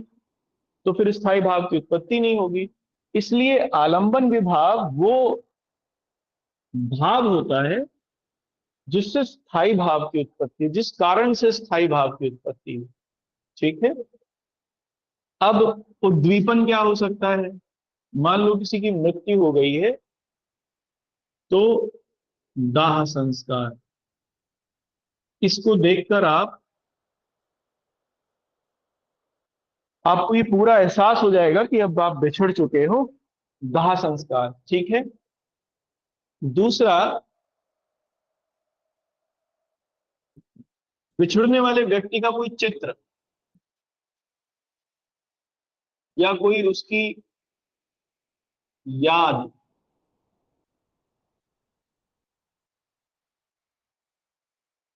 या यादगारी, ये सब उद्दीपन का काम करेंगे या नहीं, स्थायी भाव को मजबूत करने में।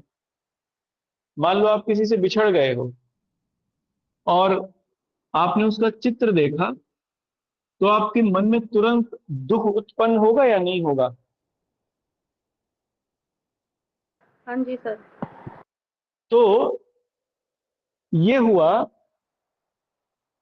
उद्दीपन विभाव। उद्दीपन का मतलब है जो भी आपके मन में स्थायी भाव को उत्पन्न करने वाली चीजें हो, उनको हम लोग उद्दीपन के अंतर्गत रखेंगे। ठीक है, अब इसमें अनुभाव, अनुभाव क्या होगा? मान लो आपने चित्र देखा, आपके मन में शोक उत्पन्न हुआ, और आपकी आंखों में आंसू आ गए, तो अश्रु, ठीक है, या रोना, रुदन, रोने को रुदन कहते हैं, ये सब किसमें होगा? अनुभाव में।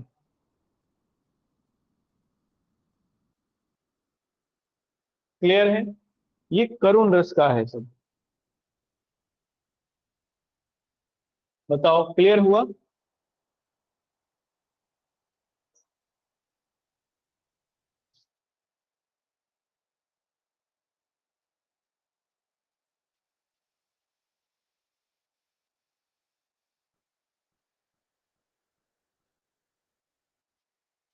बताओ, अनुभाव क्या होते हैं? जो स्थायी भाव को और मजबूत करने वाले हो।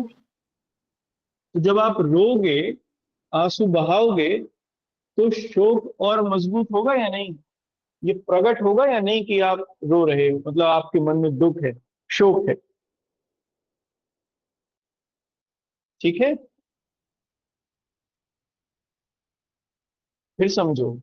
मान लो करुण रस है, करुण रस बिछड़ने की वजह से होता है, स्थायी रूप से बिछड़ना। मान लो किसी की मृत्यु हो गई, आपके किसी अपने की, इसका स्थायी भाव शोक। अब वो व्यक्ति जो आपसे बिछड़ा है, वो हो गया आलंबन विभाव। अब उसके चित्र को आप देखते हो, उसकी कोई याद आपको आती है, तो फिर ये सब चीजें क्या करेंगी? आपके मन में स्थायी भाव को मजबूत कर देंगी, शोक को मजबूत करने वाली होंगी। इसलिए ये क्या हो गया? उद्दीपन विभाव। और उद्दीपन विभाव के बाद में जब आप, मान लो आपकी आंखों में आंसू आ गए या आप रोए, तो ये, इसने शोक को और ज्यादा मजबूत कर दिया, और ज्यादा गहरा कर दिया, या और ज्यादा प्रकट कर दिया। तो ऐसे जो स्थायी भाव को प्रकट करने वाले भाव होते हैं, उन्हें ही हम लोग क्या कहते हैं? अनुभाव। प्रकट करने वाले, मजबूत करने वाले, उनको ही हम लोग अनुभाव कहते हैं। ठीक है, शुरू करने वाले उद्दीपन, जिसकी वजह से हो आलंबन, और जो मजबूत करे वो अनुभाव। ठीक है, हाँ, इतना ही रहने देते हैं, टाइम भी हो गया है। चलिए ठीक है, फिर कल मिलते हैं। Okay, thank you.